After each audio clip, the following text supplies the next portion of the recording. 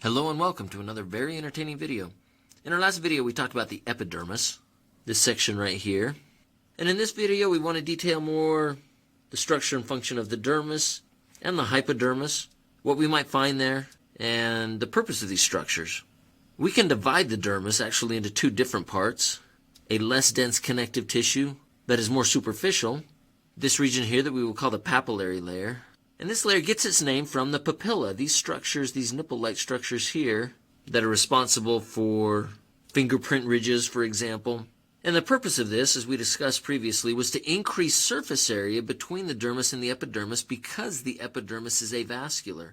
And so as we can see over on this drawing, capillary beds that feed the lower layers of the epidermis benefit from this curvature because it increases surface area where I can get capillary exchange. The layer beneath the papillary layer is a much denser connective tissue that we call the reticular layer. And because it's dense connective tissue, this contributes to the overall strength of this structure. Now, take a moment to look at the picture and recognize some of the structures that we see in the dermis. These structures are going to include blood vessels. We already mentioned connective tissue. We saw hair follicles, and we'll detail those in just a minute. We saw glands. Sweat glands, sebaceous glands. There's also going to be sensory. We're thinking primarily touch, right? Different pressure receptors, pain, those kinds of things. This is what we're going to find in the dermis. Beneath the dermis, we find the hypodermis. Of course, we know we've gotten into the hypodermis if we find fat. So this is subcutaneous fat as opposed to visceral fat and provides both insulation and energy storage. All right, what we want to do next, let's take a look at the hair follicle in more detail.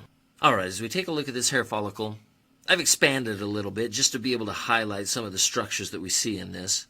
It's not nearly this wide, but what I really want is for you to recognize similarities between this and what we've already talked about with the structures of the epidermis in particular. So we see the epidermis up here, and specifically if we follow this white line, this would be the stratum basale, or the basal layer that we already talked about. And if we follow it, we will see that it is continuous down here with what's called the external epithelial root sheath. So then you'd recognize that this outermost layer, the green, is called the dermal root sheath and is continuous with the papillary layer, the uppermost portion of the papillary layer of the dermis. Now the reason I highlight that point is because we talked about the dermal papillae and the role that they have in creating increased surface area for blood vasculature. And we see the same thing here, where my capillary bed is tucked up into this structure called the hair papilla. This structure is very important in delivering nutrients to the growing hair follicle. Remember, to have continuous growth, I need to provide continuous nutrients.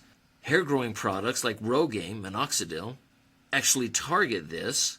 Minoxidil is a potassium channel agonist and at least a hyperpolarization of the smooth muscle that allows these blood vessels to vasodilate and bring more blood into the hair papilla to encourage hair growth. Now, going back to the stratum basale, which is continuous with the external epithelial root sheath, one of the cells that we talked about that resided on or within the stratum basale was the melanocyte. And this is no different. We see our melanocytes down here on this same surface providing the pigment to give the hair its color.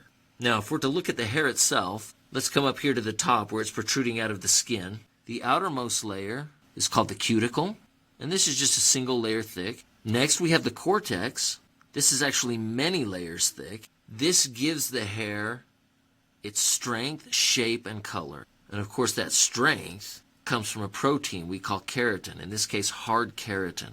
Similar to the keratin and the keratinocytes from the skin, but the type of keratin is different. And then deep in the core, this is the part of the hair shaft that we call the medulla. And this is typically 2 to 3 layers thick, and this consists of soft keratin, a different type of keratin protein. All right, the one layer we have yet to label, the internal epithelial root sheath. This is actually what anchors the cuticle inside the follicle. So if we were to zoom in, for example, we would see tiny ridges along the internal root sheath in opposition to those ridges on the cuticle that lock that hair follicle in place. And lastly, within the cortex, we want to highlight the germinal matrix. Again, similar to the stratum basale, this is where we have proliferating keratinocytes that highlight the idea that we're growing this hair follicle by proliferating at the bottom which extends the hair follicle outward. A few other structures we would expect to see, maybe the erector pili muscle. This is the muscle under the regulation of sympathetic control that causes goose flesh or goose pimples as the hairs raise up. And we likely also see a sebaceous gland. This actually secretes an oily substance.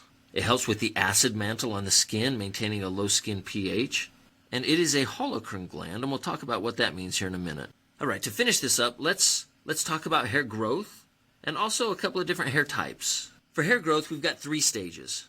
The first is anagen, the next is catagen, and the last is telogen.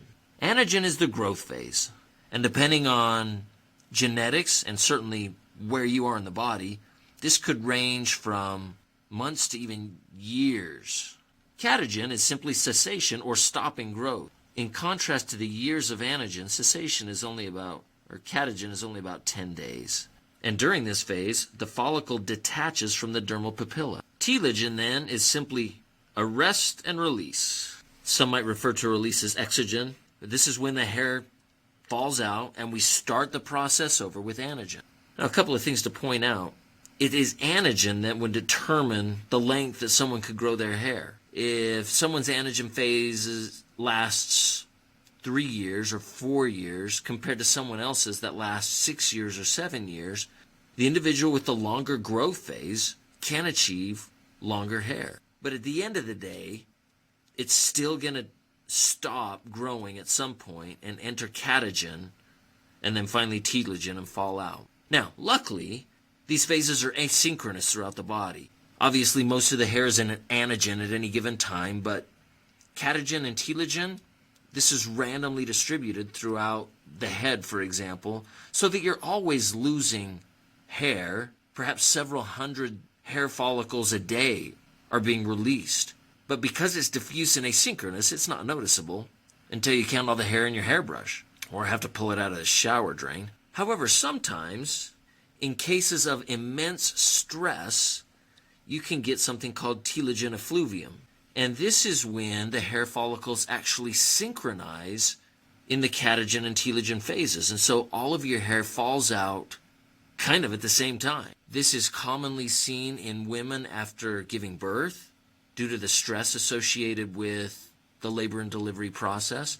It could also be seen in individuals suffering from a very stressful car accident, a traumatic accident, where 6 to 8 weeks post-event, the hair starts to come out in clumps.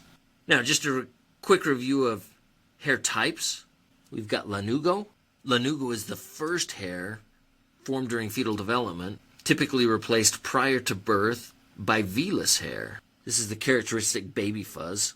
And then adult mature hair called terminal hair. And we see this transition in axillary and pubic regions right around puberty as the vellus hair is transitioned to terminal hair. All right, the last thing that I said I wanted to touch on was glands and the different types of glands that we have. These are all going to be examples of exocrine glands.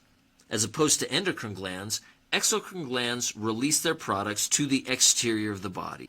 And we can break this down into 3 types. We've got eccrine, also called merocrine, apocrine, and holocrine. And the distinguishing feature is how each gland releases its substance. For eccrine, this is simply exocytosis.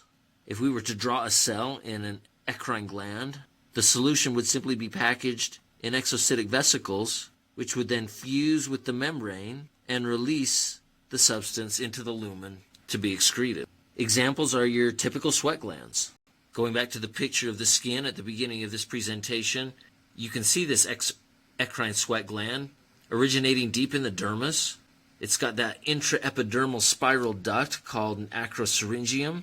It secretes a hypotonic solution, and it's involved in regulating body temperature. Apocrine release comes in the form of vesicular budding, or pinching off of the cell. If we were to draw a cell, rather than being packaged into exocytic vesicles, the substance is formed within the cell, and then the cell sheds bits and pieces of itself into the lumen, carrying the substance with it. We do have apocrine sweat glands. These are localized to armpits, genitalia, not used for cooling down, right? This is a different sort of thing. Thought to carry things like pheromones, for example. We also see apocrine glands in the delivery of milk, so the mammary gland. All right, and then the last one we want to talk about is holocrine. This is the most violent, as the release of contents is accompanied by cell rupture.